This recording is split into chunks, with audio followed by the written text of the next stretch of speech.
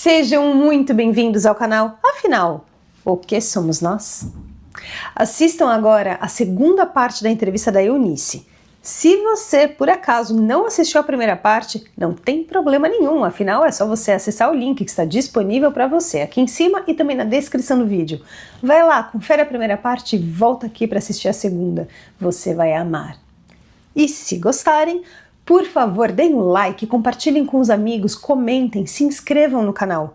Isso ajuda muito a mensagem chegar a mais pessoas. Bom proveito!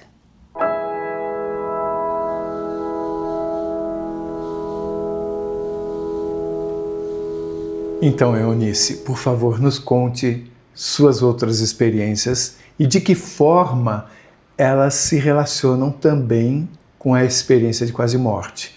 Quando eu tinha mais ou menos uns 7 anos, um pouquinho menos talvez, eu não classifico isso foi um sonho, mas eu não consigo classificar isso como um sonho, porque uma criança com menos de 7 anos, ela não vai lembrar que ela viveu naquela época, naquela idade dela de 7 anos, ela não vai ter lembrança a vida inteira. A gente esquece de sonho que a gente teve um dia antes, né? E eu lembro de cada detalhe, assim, sabe? Me marcou muito. Eu estava andando numa rua deserta, assim, né? Eu lembro que eu estava com a mão no bolso, andando assim, né? Deserta, e de repente veio uma mão gigantesca do céu, assim, cheia de raios, sabe? E me pegou aqui pela cabeça. E foi subindo comigo. E aí uma voz meio assim autoritária, mas não brava, mas assim, uma certa autoridade, né? Falou que era para me soltar, porque eu tinha uma grande missão ainda aqui na Terra, que eu tinha uma missão ainda para cumprir aqui. E aí eu acordei nessa hora, levei aquele baque assim, sabe? Quando parece que você está caindo, que você caiu. E eu acordei. E eu nunca esqueci disso, nunca. Então eu não classifico como um sonho por isso. Eu acho que foi uma experiência, porque eu nunca esqueci detalhes nenhum desse acontecimento. Essa mão tinha cor? Era assim, como se fosse raios a mão. Era o formato de uma mão, mas tinha muitos raios junto. Então era como se fosse um raio. E essa mão, você se lembra do seu sentimento quando essa mão pegou você pela cabeça? Não tive sentimento nenhum na hora, assim, nem de medo. Nem de amor, surpresa, nem de medo, nada? Não. Sabe, só me deixei levar, né? Como se eu realmente estivesse nas mãos dele. E você sentiu a que altura você foi antes que ouvisse a outra voz? Foi bem alto. Não sei assim mensurar a altura exata, mas tive uma altura boa. Assim. É interessante porque aparentemente você tinha 2 seres ali. Um pegando você e o outro falando. E o outro falando, não. Exatamente. Um levantando e o outro mandando ele me devolver. Como é que hoje você entende essa relação entre esses 2 seres? O que seria um e o que seria outro? Dentro do que você interpreta hoje. Era como se tivesse alguém que fizesse esse trabalho de nos tirar daqui, né? De tirar a gente daqui na hora que a gente for, ou que a gente vai, não sei. E o outro que tem uma autoridade maior, que falou, não é a hora dela ainda, você não pode levar. Então, pensando que existe uma hierarquia, então um estava cumprindo o seu papel ali, ok, chegou a hora, olhou na agenda, ela vai embora, deixa eu tirar. Aí eu pergunto, ou a agenda estava mal feita ou houve uma mudança. O que me faz pensar também sobre o livre-arbítrio entre esses seres. Faz sentido isso para você? Faz sentido, muito sentido. Até acho engraçado, até rir, porque eu gosto muito das historinhas de quadrinho do Maurício, né? E um dos personagens que eu gosto muito é da Dona Morte, né? É muito engraçado. Então, nessa hora, né, que você perguntou, me veio isso na cabeça, né? Como se fosse a Dona Morte que veio, né? Que ela vem querendo levar todo mundo, né? Nas historinhas é assim, né? Mas sempre tem alguém que fica bravo com ela, né? Não, porque você vai levar ele, não é hora dele ainda. Pode devolver ele. Porque muito se fala sobre livre-arbítrio como se fosse uma coisa só daqui. Mas eu vejo, pelo que se fala, que pode haver fora daqui esses seres também que cuidam. Tantas vezes, acabei de fazer uma entrevista onde o ser falou, olha, você pode ficar aqui já, mas seria interessante você voltar por causa disso. É como se esse ser tivesse até pensando nas duas possibilidades. É como se fosse um livre-arbítrio compartilhado ali. Sim, é verdade. Faz sentido isso, sim. E você hoje sente, como algumas pessoas sentem, que antes de vir para cá você pode ter feito um planejamento sobre o que você faria aqui? Ah, com certeza. Acredito piamente nisso. Por quê? Porque eu acho que é tudo uma programação mesmo. Aqui é uma escola, eu penso assim, nós estamos numa escola, a gente vem para evoluir, que eu acredito que existem vários planos, várias dimensões. Mas você construiu isso racionalmente. Ok, tem tudo isso, eu interpreto da seguinte forma. Mas você em algum momento sentiu que você deve ter feito um planejamento? Porque na hora que pega pela sua cabeça, leva, o outro fala, ela tem uma missão. Fez sentido de alguma forma naquele momento você escutar a palavra missão? Naquele sonho? Naquele momento? Não, a informação disso veio depois para mim. Como assim veio depois? Porque depois da EQM, realmente, a gente passa a ter várias informações. Parece que abre a mente, né? De que forma? É como se a gente tivesse uma expansão mesmo de consciência, né? Você ouve hoje vozes falam com você? Eu não sei se é exatamente voz, mas assim... Downloads? Isso, downloads. Uhum. E de que forma eles interferem na sua vida? De fazer eu entender muita coisa, sabe? Coisas que eu não entendo, de repente alguém parece que faz eu entender, né? Mostra para mim, e aí eu passo a entender. Surgem situações tipo, não vá por aqui, vá por ali? Sim, sim. Uhum. Ou se é esse o caminho mesmo, sabe? Que nem agora na minha doença, né? Eu tô com um tumor, né? Maligno.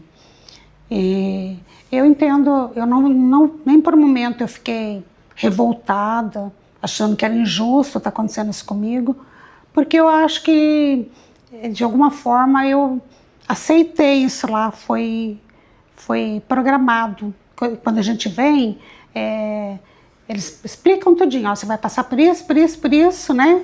E você aceita, você não é obrigado a aceitar também.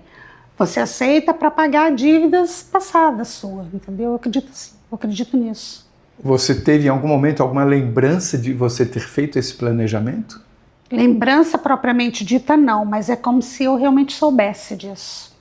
Você vai falar de outras experiências. Eu queria saber se de repente você quer comentar agora sobre algo que aconteceu com relação a esse tumor.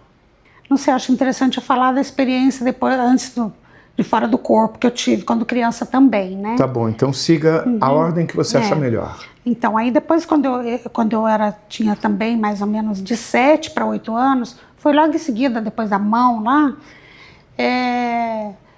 eu estava na casa da minha madrinha, a gente ficava... E ela tinha essa mania de apagar todas as luzes da casa e a gente ficar na sala assistindo televisão, né? Com tudo apagado, só com a luz da televisão acesa. E ela virou e perguntou se quem que poderia buscar a conta de luz para ela. Eu falei, eu vou. Daí ela falou, então, você nem precisa nem acender a luz. Você chega lá, coloca a mão em cima do guarda-roupa e a conta já vai estar logo ali, você já pega e volta. E aí eu cheguei e a hora que eu coloquei a mão em cima do guarda-roupa, eu esqueci completamente da conta que eu tinha ido buscar. Eu pus a mão num pente e comecei a pentear meu cabelo de frente com o espelho. Eu não sei se espelho é portal, eu acredito que espelho é portal até mesmo, né? E aí, de repente, eu senti um fogo no dedão do meu pé, muito forte, e esse fogo foi subindo, assim, meio que devagar pelo meu corpo todo. Quando chegou na minha cabeça, na minha testa, eu levei um choque muito violento, como se eu tivesse tido uma descarga elétrica mesmo. E eu me vi assim, flutuando e olhando e vendo o meu corpo ali penteando o cabelo, em pé penteando o cabelo. Isso me assustou bastante. Eu comecei a gritar muito, porque imagina como assim? Eu estava ali e vendo eu parada, penteando meu cabelo, né? E aí nisso chegou 2 presenças do meu lado, uma de cada lado. Uma presença feminina, eu tenho certeza disso, que era uma presença feminina, ela tentando me acalmar, ela falava assim com uma voz muito doce, eu não lembro as palavras que ela me falava, mas ela tentava a todo momento me acalmar. E do outro lado, uma presença masculina, e assim, tentando me aterrorizar, falando com voz grossa, voz feia, sabe? E me aterrorizando. Então ficaram as 2 presenças ali, e eu gritando. Eu gritei tanto. Outra coisa também do tempo, né? O tempo, porque demorou tanto isso, que eu comecei a sentir dor na minha garganta. Mesmo não estando no físico, eu sentia dor na minha garganta, de tanto gritar. E de repente eu fui arremessada com tudo de novo, assim, sabe? E voltei, e caí assim no meu corpo. E aí eu já estava gritando, eu voltei gritando. Antes você achava só que estava gritando? Não. Porque você estava fora do corpo? Porque o corpo só estava... Não, o meu corpo não estava gritando, quem estava gritando era eu mesmo. Você sentia estar gritando fora daqui? Sim. Mas quando você voltou para o corpo, aí você passou a gritar? Já voltei gritando. E as pessoas foram lá ver você? Aí correram para me ver. Então, para você ver, eu fiquei muito pouco tempo, porque senão eles já teriam vindo ver o que estava acontecendo, né? Se eu tivesse demorado para voltar. Mas nessa outra dimensão, digamos assim, eu fora do corpo, foi muito tempo. Foi muito tempo a ponto de eu sentir dor na minha garganta, de tanto gritar. É engraçado você sentir dor fora do corpo. Fora do corpo. E o seu corpo estava lá como se a consciência estivesse lá. Também, né? Porque como é que o corpo vai ficar parado em pé? Não, o corpo ficou se penteando. Ficou se penteando. Nada mudou. Nada mudou. Como é que você entende isso hoje? Não sei. Eu não consigo entender. Eu sei que a gente tem uma consciência que é além do corpo. Isso eu não tenho dúvida. Parece né? que o corpo ficou no piloto automático? Pode ser, ficou no piloto automático, porque eu mesma era aquela que estava gritando ali. Isso eu tenho certeza. Tem algumas experiências onde isso ocorre, onde o corpo tem uma reação não prevista pela consciência. No caso da EQM da Liduína, isso ocorreu. No caso da doutora Yvonne Kaysen, isso ocorreu também. É muito interessante. Nos faz pensar, mas afinal, o que é a consciência? O corpo estava ali penteando sob o comando da consciência, mas eu não estou nem pensando em pentear e ele continua a pentear. Parece que tem uma espécie de piloto automático. Piloto automático, porque a gente é a consciência, né? O corpo mesmo. Nosso corpo é igual ao corpo da cobra, né? Que ele troca. Eu penso assim, né? Que a cobra, quando ela troca o casco dela, a pele dela, né? Pode ver que ela troca a pele e a pele fica, ela sai caminhando. Assim eu vejo a morte também. E essas 2 vozes, você sentia uma de cada lado? Uma de cada lado. E você sentia amor numa e outro sentimento na outra? Sentia. Amor total em uma, que a feminina que estava tentando me acalmar, era só amor. E no outro não. O outro era sentimento ruim. E você sentia algum tipo de hierarquia entre os dois? Sim, claro. A que era por amor, ela estava muito mais elevada. Eu sentia uma elevação muito maior. A informação chegava com a mesma força dos 2 lados? Dos 2 lados. Uhum. Também é uma coisa que, para você ver, né? Aconteceu quando eu tinha 7 para 8 anos. Uma criança não vai lembrar, assim, com o passar dos anos, né? Eu nunca esqueci cada detalhe. E cada vez que eu lembro, é como se eu estivesse vivendo aquilo de novo, sabe? De tão forte que foi. Eu até gostaria de ter outra saída de corpo, mas eu nunca consegui mais. O sonho lúcido da cabeça e este ocorreram numa mesma época? Da cabeça foi um pouco antes, eu era um pouquinho mais nova, menor. Mas os 2 em torno de 7 anos? Uhum. Que outra experiência você quer nos contar? A outra, né, como eu já estava comentando, eu estou com tumor, né, e meu caso é paliativo até.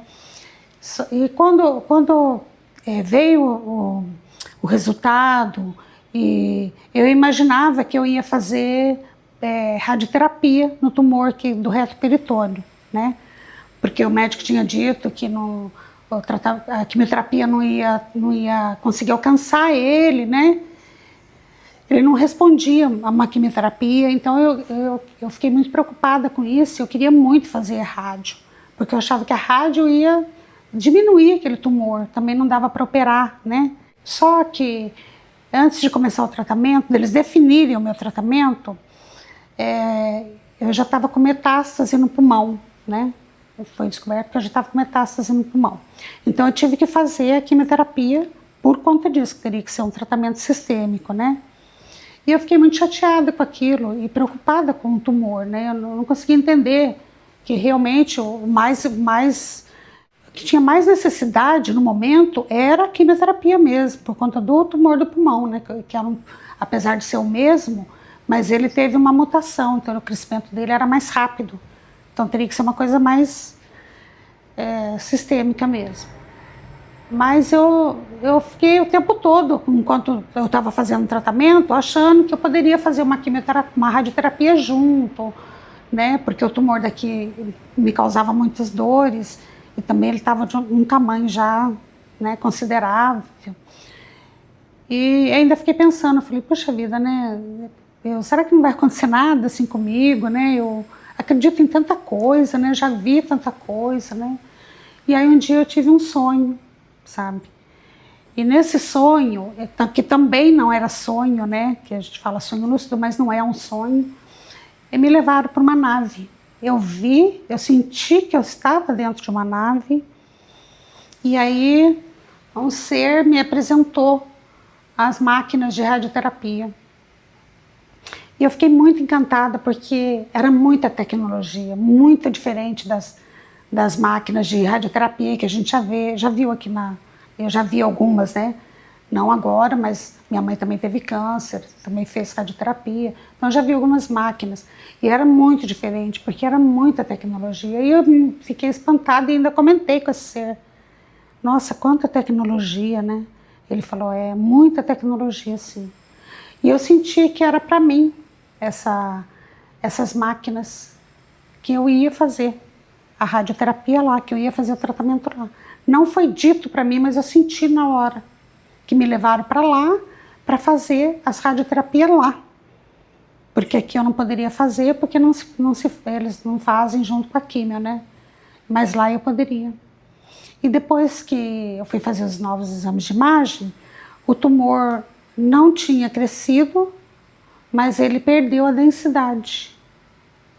Então eu acredito que alguma coisa realmente aconteceu, que foi com essas máquinas de radioterapia que ele perdeu a densidade. Esse sonho me faz muito pensar numa entrevista que foi dada por uma médica, que ela não pôde mostrar o rosto, porque ela não mora no Brasil e ela correria o risco de sofrer um processo por causa disso, por motivos profissionais, mas ela teve, se não me engano, o título ela tinha câncer terminal, alguma coisa assim, mas ela fez um PET scan, teve um sonho, como você teve. Nesse sonho foi colocado um líquido através do catéter dela. E aí, vou dar um bonito spoiler, num outro PET scan sumiu. Então é muito impressionante isso, o que você nos conta, porque é mais uma demonstração de como existe alguma coisa em algum lugar que também atua aqui. Isso para falar pouco. Sobre essa nave que você comentou, o que você pode falar? Por que você acha que você estava numa nave e não no alto de um prédio, por exemplo? Porque eu senti que era uma nave. Eu senti na hora que eu estava dentro de uma nave. Tinha alguma... Era um sentimento muito grande, que era uma nave. Eu estava numa nave, eu sabia que eu estava numa nave. Você viu a Terra? Não, não vi. Você viu algo fora dela? Não, porque eu estava dentro dela, não estava fora. E como é que era esse ser? Idêntico a nós? Não, era uma presença também, eu não via exatamente ele assim. Era uma presença, mas era assim, eu pude ver que era meio translúcido. E você sentiu familiaridade com ele? Senti sim, como se ele estivesse cuidando de mim, como se, sei lá, fosse... Como se ele já conhecesse você? É. Nessa nave você se sentiu voltando para casa, alguma coisa assim? Na nave não, não senti voltando para casa. Como na EQM do útero da minha mãe, que eu senti que eu já vivia lá, que eu já era o meu lugar ali. Na nave não, na nave eu senti que realmente me levaram para lá para eu fazer esse tratamento lá. Foi esse o sentimento que eu tive. Você disse que ele era uma presença. Você enxergava a nave, como num sonho lúcido você pode enxergar. Uhum. Mas o que significa você só sentir como presença? Porque mesmo uma coisa translúcida, você está vendo. Não, eu senti, eu vi ele, assim, era translúcido. Além da presença dele, assim, eu senti, eu vi uma coisa translúcida Era perto uma de forma adâmica, era uma forma de cabeça, tronco e membros? Era, normal. E você se sentia em pé? Sim, em pé. Uhum. Quando ele me apresentou as máquinas, né, que ele me levou como se fosse uma sala, né? Eu vi, mas eu não prestei atenção em nada, eu só prestei atenção nas máquinas, porque eu fiquei encantada com a tecnologia das máquinas. E você sabia que estava numa nave? Sabia que eu estava dentro de uma nave. Isso não causou espanto para você? Não, não causou. Você já tinha visto alguma nave na sua vida? Eu vi uma vez que eu estava, uns 10 anos atrás, mais ou menos, eu estava no quintal de casa, assim, conversando com a minha filha no telefone, né? E de repente eu olhei, assim, uns 300 metros, tinha um quiosque, assim, né? Um morrinho com um quiosque, que eu sempre ficava sentado lá até para ler. E eu vi, na hora que baixou, uma coisa redonda, assim, cheia de luzes, muita luz. Muita luz. Tamanho? Soltando luz, assim, sabe? Não era gigantesca, não. Mas era grande. Não era nada gigantesca. O que é ser grande para você? Era um tamanho, assim, como se tivesse pego aquela parte do quiosque toda, assim, do morrinho ali, assim, sabe? Tamanho de um ônibus? Tamanho de um ônibus. E você sentiu alguma comunicação? Não. Mas eu fiquei extasiada na hora de ver aquilo, né? E comecei a gritar, né? Que eu estava vendo Alguém mais viu? Não, só eu. A minha filha que estava no telefone, eu fui descrevendo para ela, né? E o formato da nave? Era redondo. Era um formato redondo e muita luz. Era como uma esfera? Uma esfera. Uhum. Só que daí, conforme eu fui gritando, ela sumiu, assim. Eu não vi ela levantando, ela desapareceu no ar. Você passou por várias experiências que eu considero importantíssimas para a compreensão do que você é, do que somos nós. Todos nós vivemos num mundo hoje cheio de desafios. O que você pode compartilhar conosco agora como dicas, como uma mensagem final para que nós saibamos lidar melhor com esses desafios do dia a dia? A Terra vai evoluir, né? Então a gente precisa merecer essa nova Terra nossa aqui, né? Que está em evolução e evoluir como ser humano, saber amar, saber perdoar, saber olhar o próximo, né? Como seu irmão de verdade, né? Que nós todos somos um só mesmo, sabe? Estamos todos conectados, nós somos um só, todos somos um. Se você gostou, por favor, se inscreva no nosso canal, dê likes, faça comentários, compartilhe com seus amigos, toque o sininho, porque assim você sempre fica sabendo quando chega vídeo novo saído do forno. E se você tem alguma dúvida ou passou por uma EQM e gostaria de compartilhar a sua história com o mundo, por favor, nos escreva. O nosso e-mail é afinal.oquesomosnós@gmail.com. Essa é uma nova fronteira do conhecimento humano. Vamos juntos atravessá-la?